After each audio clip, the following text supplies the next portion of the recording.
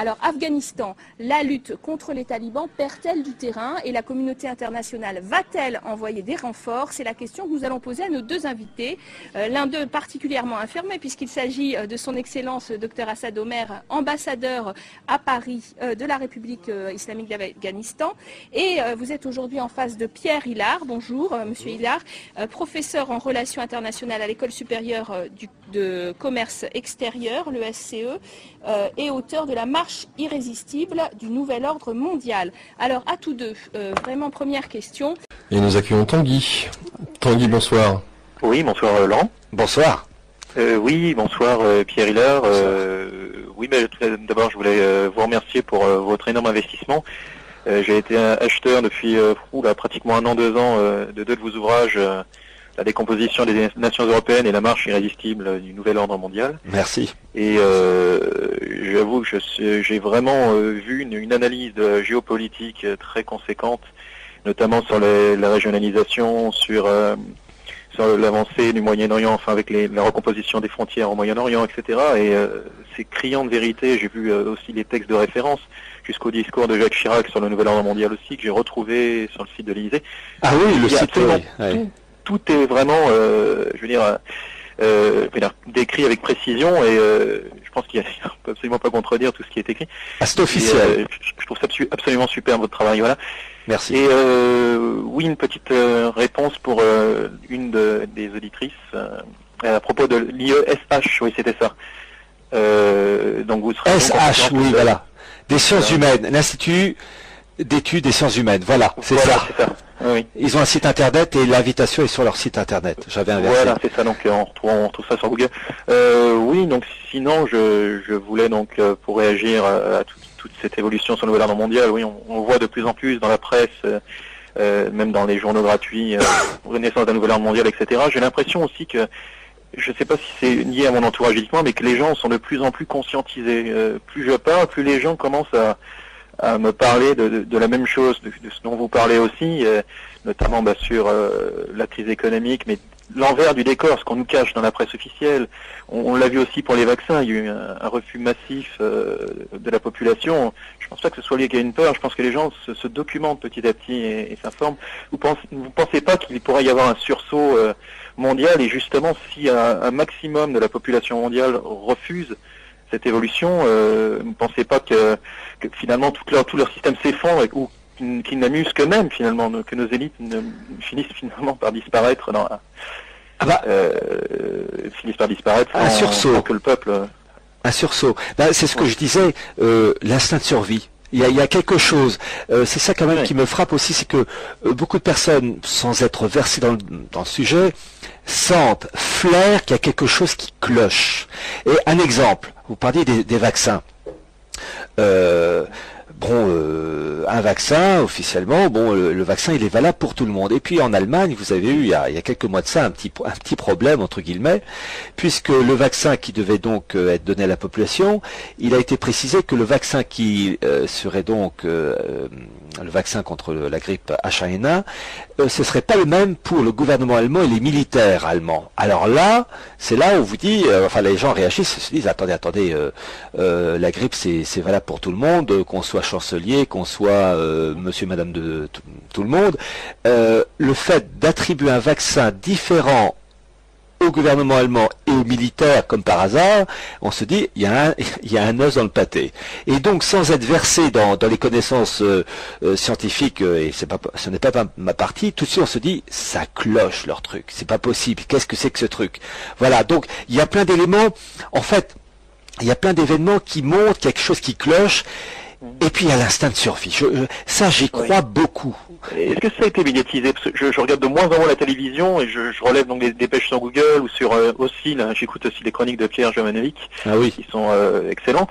Et ça a été vraiment médiatisé. Je sais que moi-même, j'ai été au Mexique l'été dernier, j'ai pas vu de cas de grippe. J'étais sidéré de la différence de traitement de l'information depuis avril avec des masques sur les unes de journaux et la réalité en traversant 20 millions, une agglomération de 20 millions d'habitants sans un malade de la grippe, en allant dans les lieux très très fréquentés, dans le métro.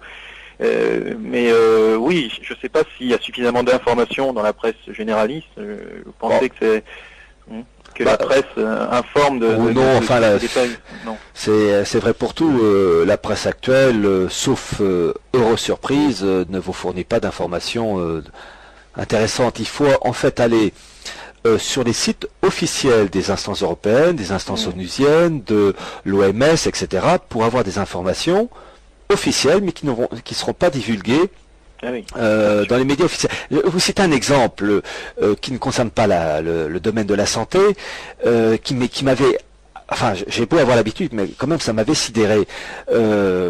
C'est le fameux axe Paris-Berlin-Moscou en 2003, où officiellement, les Allemands étaient de notre côté.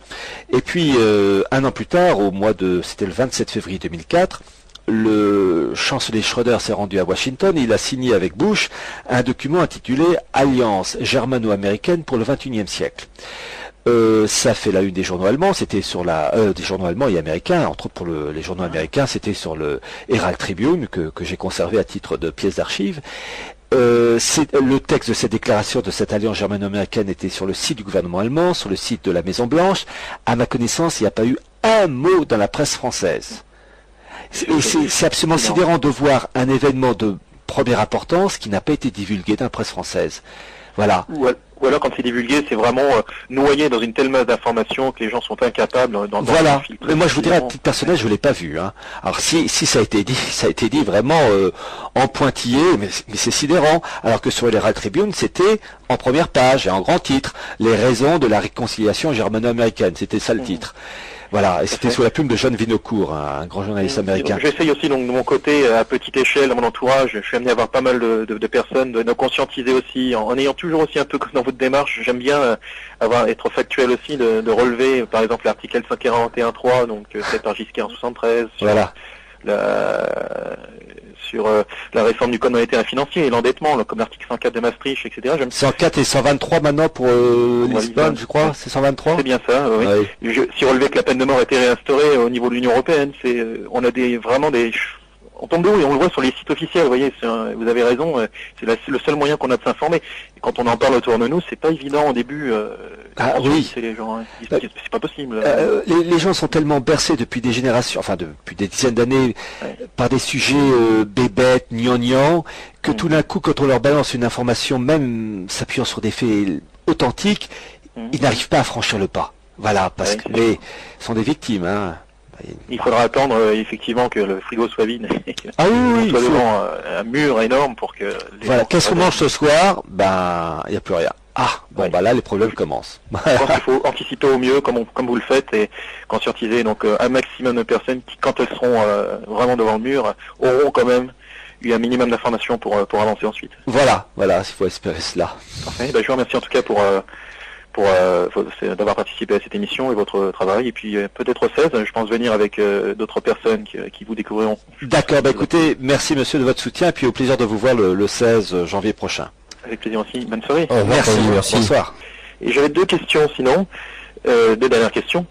C'est vraiment sur l'économie le sujet de ce soir aussi maintenant. Donc c'est depuis qu'on a dématérialisé l'argent, qui n'est plus basé sur les industries, depuis que Nixon a supprimé les talons or en 71, depuis qu'on a les banques centrales qui contrôlent tout, la Fed, la BCE, qu'il y a maintenant une machine énorme qui est lancée.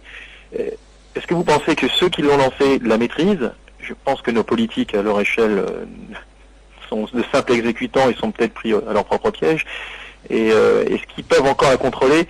Et est-ce qu'elle peut s'effondrer dès maintenant? Et une deuxième question, si les USA et la Grande-Bretagne s'effondrent, il y aura une énorme onde de choc. Il y aura une temporisation où ce que tous les dominos tomberont en quelques heures, quelques jours. Voilà donc mes deux questions qui sont vraiment très pas évidentes à très bonne question.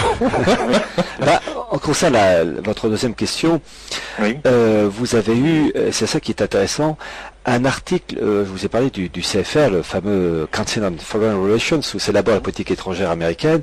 Ils ont une revue Foreign Affairs. Et la revue de juin 2007, sous la plume de l'économiste Ben Stel, il a écrit un article intitulé Vers la fin des monnaies nationales. Et en gros, je résume, il dit en gros que, en fait, on va assister à un effondrement des monnaies, dollars compris, pour privatiser, en gros, il dit en gros qu'il faut que tout ça soit sous la coupe des banques. Et c'est quand même révélateur de voir un homme du sérail annoncer un programme. En 2007, quand même, la crise n'avait pas encore, c'était en juin 2007, la crise n'avait pas atteint le degré que l'on sait aujourd'hui. Et de voir cet homme-là dire texto qu'on va avoir un basculement, parce qu'évidemment, quand les États-Unis vont s'effondrer, enfin le dollar en tout cas, il va y avoir une onde de choc terrible, et en fait c'est une onde de choc qui va être l'élément qui va faire basculer tout le reste.